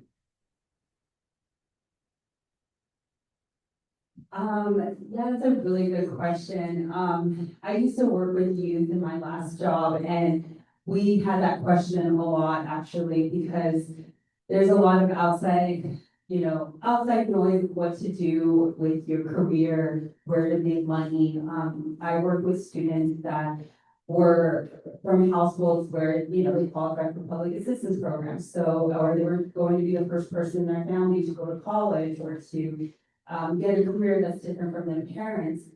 And so I would say the thing that would help that student really decide on what they want to do in their career is to join like what we have in Pomona as advisory committee. That's a volunteer-based, member. Fortunately, we won't be getting paid, but it gives them that opportunity of learning about the projects, learning about the different types of clean energy projects that we have. And it also provides them kind of an insight of how projects work and how programming works. Because when we are talking in these committees, we're not just talking about what we need to do in these projects, but we're also talking about funding. We're talking about the, works, the administration part that comes with these programs. the partnerships as well and relationships with the partners in the community. There's a lot of different layers when it comes to working in these types of projects that doesn't just have to be technical skills, but also it has a human aspect to it as well. And that's learning how to work with different types of stakeholders. That's learning about how to get yourself involved or, you know, even educate yourself in some of those areas that we may not be subject expertise in. I was one of those folks as well. I don't have a degree in engineering. I don't have a background in environmental science. I learned that at a practitioner standpoint. I learned that through my own job, through doing volunteer work and also doing projects that my boss, you know, they gave me that chance to lead. But one thing I did know what to do, one thing I did have a background in was community engagement outreach, working with people and how to do that and how to get to our goals. And so for a student that, like I said, is unsure of what they want to do, it's, you know, there's so many different skill sets that you can learn in a project like the Pomona Abstract, any community-based project. And so I would recommend to get involved in those projects because that really will help them have an understanding how this is all interconnected with the government, this is how it's interconnected with public, private sector. It gives them that real life experience without having to be dedicated or enrolling in a program where you're spending money or you're I don't want to say wasting your time, but you might be utilizing your time best doing something like that. And so that's one tip I would say, but I'm happy for my other panelists here to share some other tips that they have. Yeah, maybe I would like to add. And when I was young, I want to be a fashion designer or architect. And I'm sitting here talking about electrification. So we never know what we will do in the future. I think the student that when I teach, I usually focus on their process thinking and how they handle the problem. So that's useful in any situation.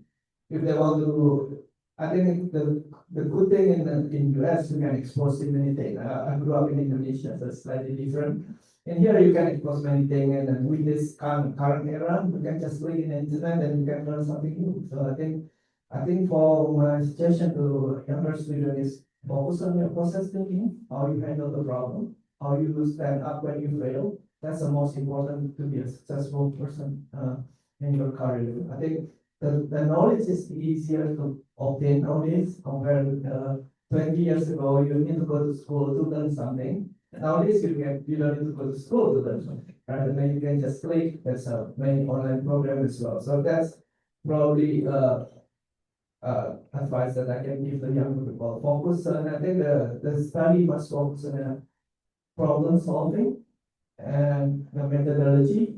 That's very handy to be bring to different industry. I think if you good on that one and you have a passion with the different industry or passion in the green industry, it is a good location. Also, another thing is sustainable or green industry is very unique.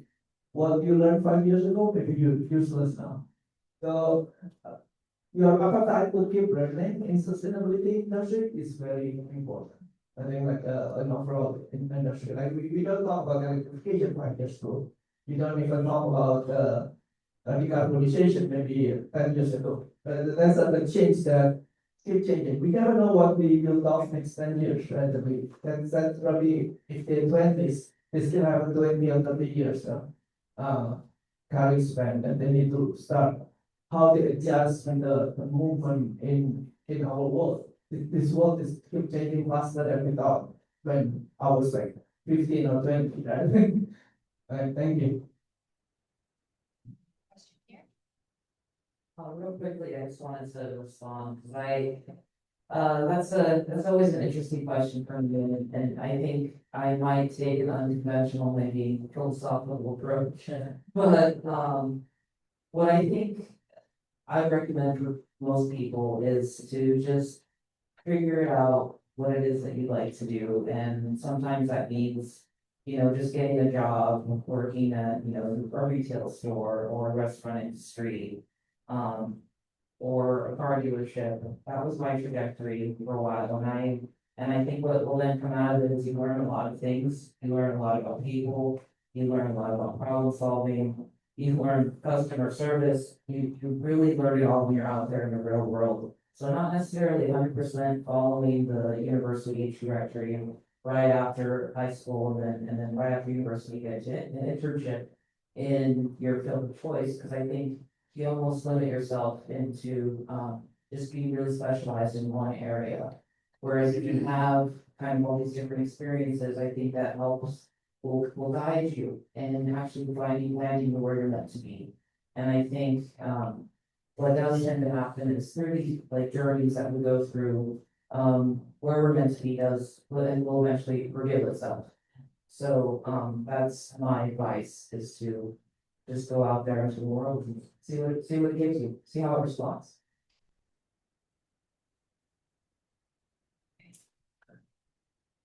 Hi, good afternoon, everyone. My name is Patrick. I serve as environmental deputy for LA County Supervisor of Facilities. Just want to say thank you so much for everything. It was incredible and inspiring to hear you all. Would love to connect with everyone in this room as well. We do have, it's more of a comment and maybe an opportunity for collaboration, because we do have the Environmental Justice Center that is actually happening circling this fall. And one of the questions about filling the gap was inspiring K through 12. That's exactly what the purpose of that facility is going to be, to bring education to inspire K through 12.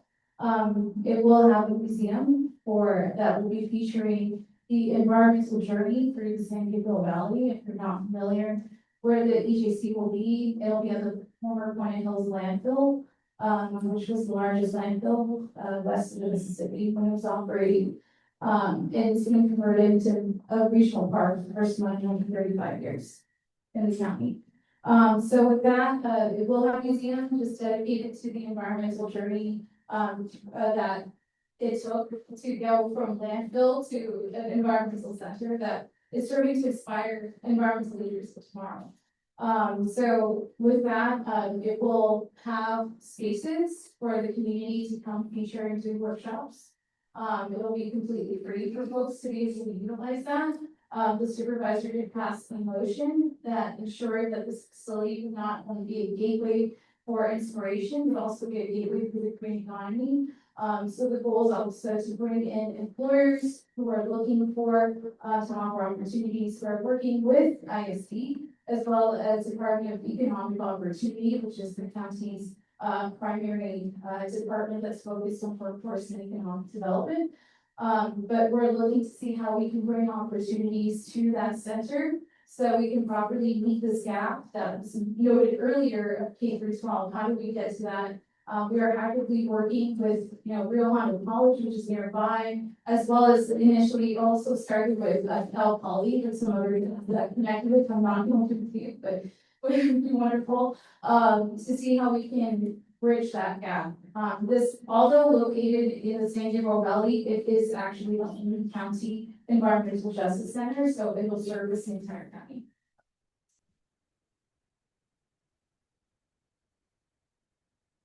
And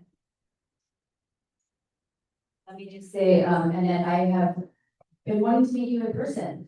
So I'm so glad to meet you. You and I spoke many months back about the possibility of bringing these events, to be one of them to the agency. So that is our goal. We hope to make that happen. So thank you. Thank you. Thank you. We have time for one more question before we learn more about the beautiful facility here.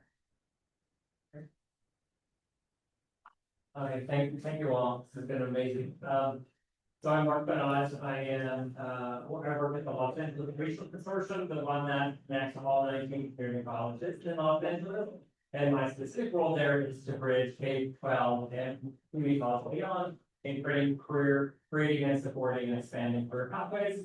We give out 24, on the order of 24 million a year to local school districts for that support through this K-12 Storm Workforce program managed through the Chancellor's Office, and then I also run personally the K-16 climate career pathway community practice. So have to connect with anyone, there's a lot of really interesting residences already. My question for anyone who wants to take it is, wonder how as we create these amazing programs, like Alicia was really struck by in this era, that when we still are committed to these ambitious goals, like 2045, like that's huge. And how, as we're building, might we create some impact transparency as it were, so that if you are, if I'm a parent or I'm a child anywhere in LA, I'm riding the metro, and I'm seeing a religious building, or I'm on a bus that is not yet electrified, or maybe that is, and where I'm in the new transit center at LAX, that there's some way to access the stories that are there. That what is happening, what's the ambition yet to happen, and why, the work. It's like, how could we help unlock all of these stories that are just, that are here in the panel, but also happening around the region, and that we're just, maybe a lot of high school teachers would want to know, a lot of 5-year-olds would want to know, and so on, right? So I'm just wondering, does that keep anyone else up at night? I love your question, thank you so much. So one of the things as I come to the team, and then we use our general manager for energy with the internal services department, is that I want to lift up all the great work that we're doing. It is incredible, but I don't think enough people know what we're doing. When you talk about our commitments, though we may not be close to meeting our goals yet, by working with our partners, by communicating what we want to do, we're going to attract more interest. And I think that truly is going to help us ignite and support that momentum that we need to see. It also highlights to our potential funders that our interest, our commitment, the magnitude of what we want to do in terms of decarbonization. That also supports and aligns with California's climate goals. It's important that we not only commit and communicate what our goals are, but that we also walk the talk. And I think the more that we are communicating and collaborating and having forums like this, the closer we are to get to our goals. Something that I'm also supporting and being in conversations and trying to figure out how I can support is we're going to be hosting the LA Olympics in 2 years. And I see this as such a huge opportunity of being a beacon of light to the rest of the world of what we can do with sustainability. But I also want to use this opportunity for LA County, since these events are going to be hosted in LA County, how it might light a fire under our belts to meet our climate goals, or to speed up the pace at which we want to meet our climate goals. And so as I'm thinking about the zero emission transportation goals the LA 28 Olympics has in place to move teams, to move media, to move families, they're all participating in the Olympics. They want it to be zero emission. We also have a dire need for infrastructure to support our own municipal charging needs. And so how do we collaborate and even look at and evaluate existing infrastructure that might already be available that we might be able to leverage rather than having to dig and deploy if we're not going to be sustainable in that way. So looking at how we're communicating and elevating what it is that we want to do and creating those public-private partnerships to help meet those goals. But I think how we're communicating it to that everyday person, public, having reached the public, not just the folks that are all vested in this and are committed to this, but how we're empowering families, how we're empowering youth, how we're educating them on what we're doing so that they too can be a part of that solution is so absolutely critical. I can just add one more thing as well, thank you for that question. So I think hosting events and public meetings is that's a really big aspect. In Pomona Ads, we have to host 4 public meetings, including doing a lot of outreach with local events that are happening. And during these public meetings, it's not just about Pomona Ads, we actually provide the community an opportunity to provide updates as well. So this means other CEOs, other community leaders that may have updates on projects they're working on, maybe on sustainability, for them to provide some updates to the folks that are at the public meeting about what is going on in their community. We, in our last public meeting, we partnered up with the city of Pomona. They are right now in, rolling out their implementation plan for the complete streets. They needed a little help on that, getting folks to participate in some of their, questions that they had about that implementation plan, and some community feedback. We had them host with us, do a table. So that kind of collaboration, I think, goes a long way, because it allows communities members not just to learn about Monas, but other projects, like I mentioned, that are happening on the localized level. And it allows them to get involved too. So creating spaces like that, I think, is really important. And having that collaboration with not just your partners, but outside partners, to ensure that folks get a whole, like was mentioned, a holistic view of what's happening in sustainability in the county, state, and the local level, even in the country if needed. So those are things I think, those are opportunities I think where we can definitely champion that.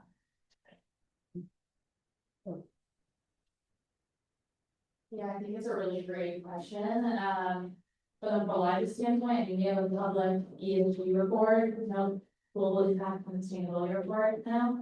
But it's 100 pages, it's on our website. How many people have read that? I don't know. So I agree with what everyone has said so far. I think having these in-person events is really impactful. Whether it's through SoCalRed or USGBC, and we have a bunch of facilities across Southern California that have rooftop solar, that have EV charging for Class 8 trucks. So wherever we can get involved, also plug to everyone here. Please reach out to us, and hopefully we can send someone, or we even have videos of projects that have happened in the region. So wherever we can get involved, we're definitely looking to do that. Yeah, I think I agree, sir. If event program will be good, I think the collaboration between the college and the private company, the college is supposed to build something, right? So they hire somebody, so maybe part of your procurement, you can request that they need to provide a presentation for the college student, and other thing, a public presentation in addition to just regular procurement, just build the building after that they'll run away, right? That how to connect with that kind of industry, I think it's a it's like a collaboration, right? They want a project from the college, but they also can give knowledge that the fresh from industry. I think that the problem now is the knowledge move faster than it used to be. Sometimes the teacher and college or university struggle to catch up, right? It definitely sometimes much faster nowadays. So that's the collaboration. I think that's the best way. I think that's, especially in nowadays, everybody asks attention, right? So they can like, I think that's maybe another approach. Putting it in a procurement as a valuation, doing the procurement as a requirement in the spec, that will be helpful with the collaboration work. Let's give everyone a round of applause.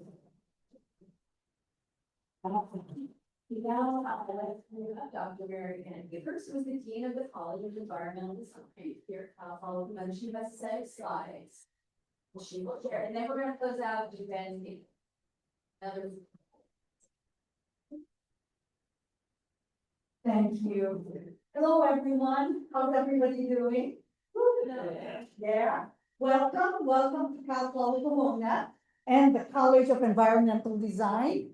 The Lyle Center is part of our college, and we're very proud of it.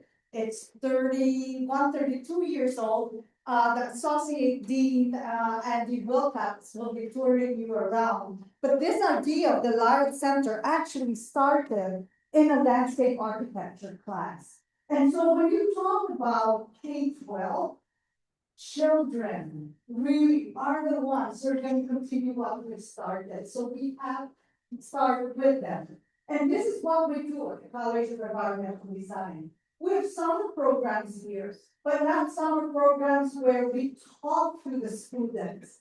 No, not yet. But like, for example,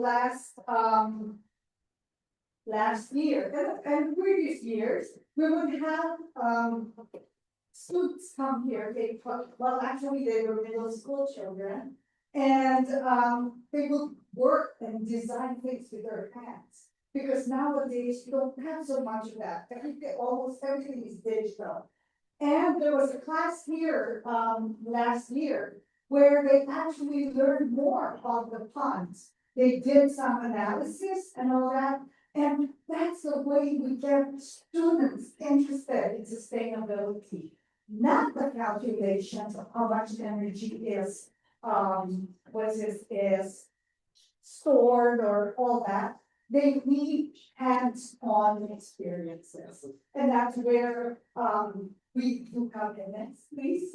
So at the college, we have various, programs that actually touch on sustainability.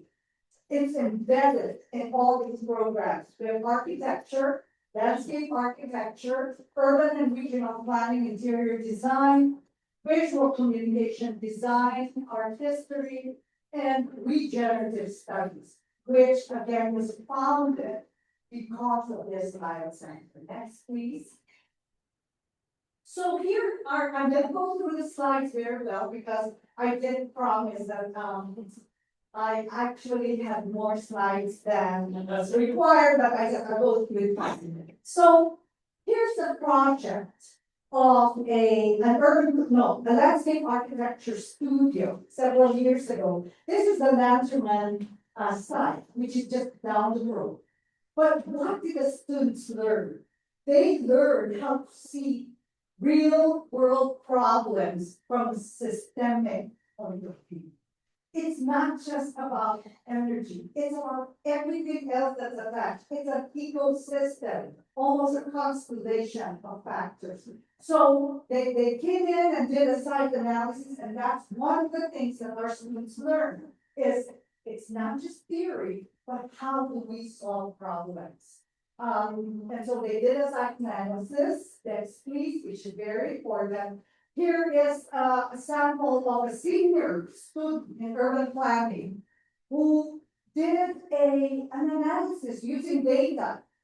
That's one thing our students, they just don't design. They have to analyze data, they have to analyze sites and all that. But anyway, it's Pomona. And what she did here was she looked at different neighborhoods in Pomona and came up with a calculation. And the factors in the calculation were whether they were high income, and she chose the high income because it's mostly high income neighborhoods that can afford solar and all that. She included the average people per household and all the other factors that she included. And her conclusion here is, unfortunately, it's the higher, and we know this, the higher income neighborhoods that in fact are more energy efficient, and we know why. So how do we translate that to other neighborhoods? That's what our students are doing. How to translate that? Next, please. But data is very important. GIS is very important. Here is another student project where they wanted to find out, okay, how much does our students and faculty and staff, how much do they, how far do they drive? What's the distance? So they came up with this maps, and most of the students are, I would say, kind of closer to Pomona, which is actually quite good, but at the same time, they're spread out. And so, they are taught how to map travel behavior. This is an urban planning student that did this, which is sustainability. You know, it's not just about energy, it's more than that. Next, please. I'm talking to a student here who did a final project on hot spots in the San Bernardino County. And she, based on GIS, she did the hot spots, and then she applied that to the development of sprinklers. What did she call it? Sorry, I'm new to California. I don't know what the terms are here, but sprinkler systems in different public spaces. So again, our students learn how to use data to actually end up solving problems. These are just some of the students here at the Lion Center planting some of those trees that you see now. Next, please. We teach our students how to work in teams. They cannot anymore work alone. They have to work in teams. And guess what? These are interdisciplinary teams. So we have social workers talking, or sociology people talking, sociology majors talking to architects, talking to landscape architects. Guess what? Talking to artists. Again, this is not just about engineering. Sorry, those are engineers. But this is not only about that. It's sustainability is beyond that.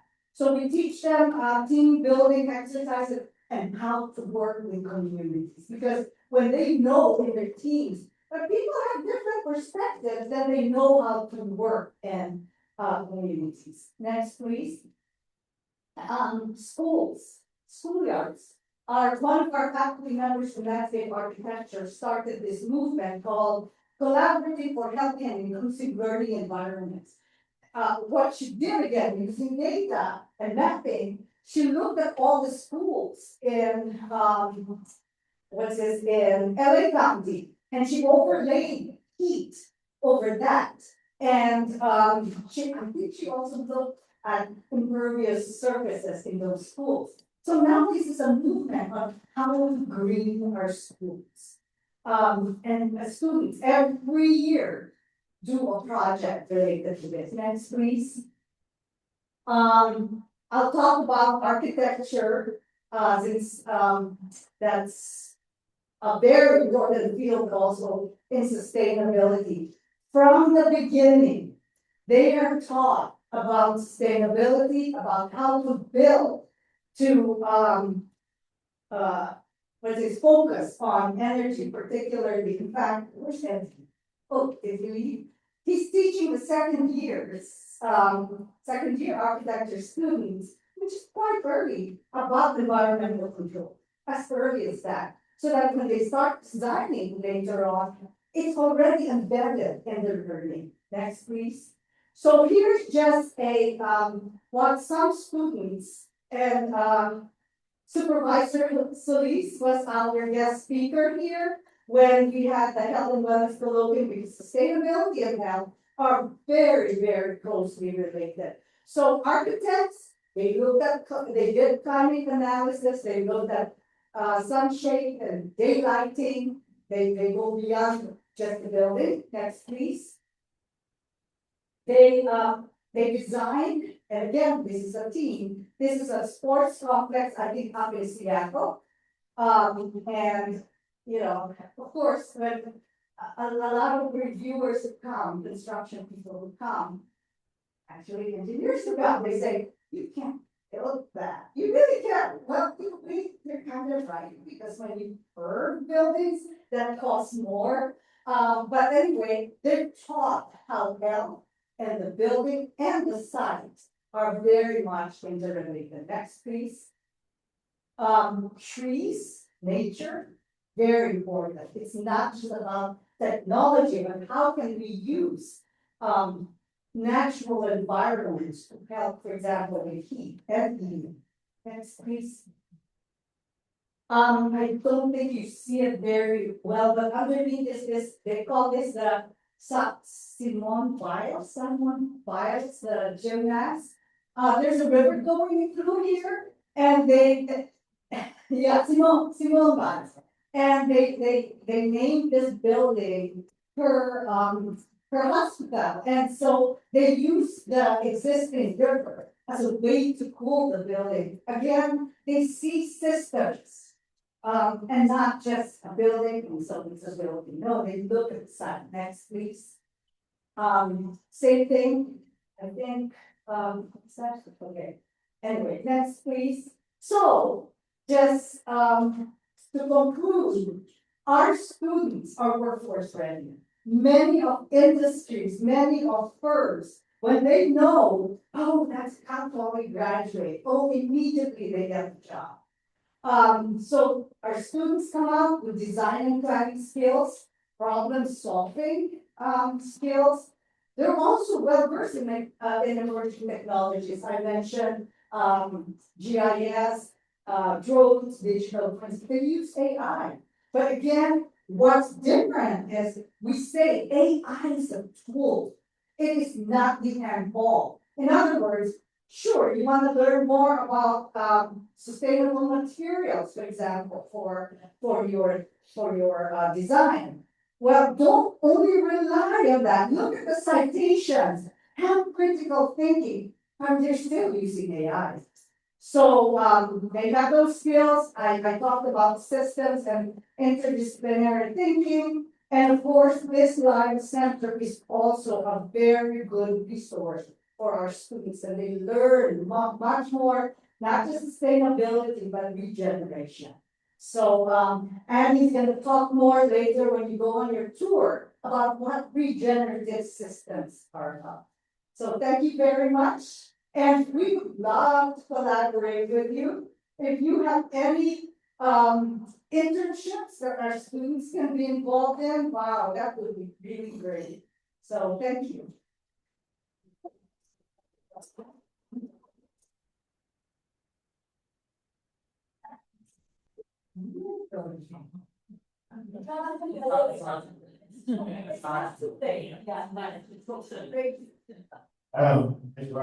just want to say thank you to all of our panelists and to our hosts today. Really nice just doing the tour. I've had the opportunity to tour this facility 3 or 4 times, and I always learned something new. So I really hope you can do it. So my job today, hi, my name's Ben Stapleton. I'm the CEO of the U.S. Green Building Council of California. Really just want to summarize, something we heard today and create a little bit of a call to action. First of all, I just want to acknowledge, where we're at here in our inland communities in Southern California specifically, whether it's air quality issues, extreme heat issues, scarcity and lack of water. These things all have profound impacts on people, on health, and are exacerbated here in our inland communities. And the reality is that the logistics infrastructure that we've built here in Southern California over the years that supplies more than 40% of our goods to the rest of the country has had an environmental toll on these communities here, and we're really starting to get to the tipping point of how do we get that back, right? How do we really right the environmental laws we've done here over decades? And if you look at the history of this region, I grew up here in Southern California, and this area was ag, which was a transition from ag to logistics to manufacturing, and I think we're at this pivotal moment here. It's like, what's next? Where do we go in the future? And I think when we look at sustainability work, I've been in this work for a long time now. So much of that work has been focused for so long in our urban cores, right? And we've learned so much about what works and what doesn't. And now we're starting to see that transition more out to suburban communities, or rural communities, and seeing this larger acceptance of us needing to create change and embrace different lifestyle. And I think one of the things that was maybe sort of under highlighted today was just the importance of data and changes in supply chain and logistics. And Prologis has done a really fantastic job at this. As we look at scope 3, starting to really be something that folks have to pay attention to, how they track their company and their emissions. That's going to ripple impacts all the way down the supply chain of how people move goods, how they manufacture goods, and there'll be increasingly more data visibility. And the importance of policies like the WARE Act up here to put that responsibility on those companies that do distribution and just at the local level, causing negative impacts.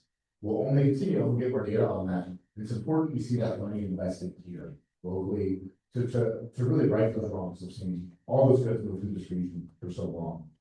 And so really kind of my call to you all is just as we look at this future, we are going to see electrification. We are going to see increased solar development, the source of energy. We are going to see energy storage. How do we make sure that we're really being intentional about that?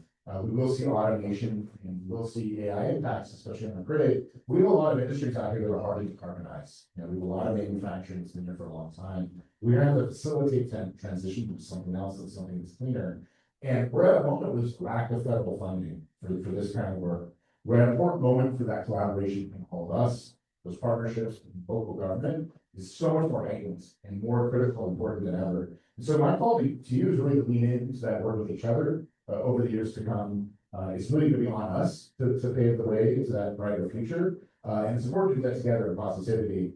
Otherwise, it's just not gonna happen. And the last thing I would say, and this is why places like this are so important, education is the basis of all. Right? Unless we create that awareness, create that education, it starts in K through 12, it starts earlier even to create that cultural change within our families, within our communities. That's what really will set us free going forward. So I'm always inspired when I come to this campus here because we are looking at a regenerative future, right? Not just a net zero future. When you start to walk amongst the trees here, get a sense of what this place feels like and the energy that's here, you'll start to believe too it's something that's better. So thank you for being here today. Thank you for your participation, and we look forward to continuing to work with you to create a better future for all of us. So thank you.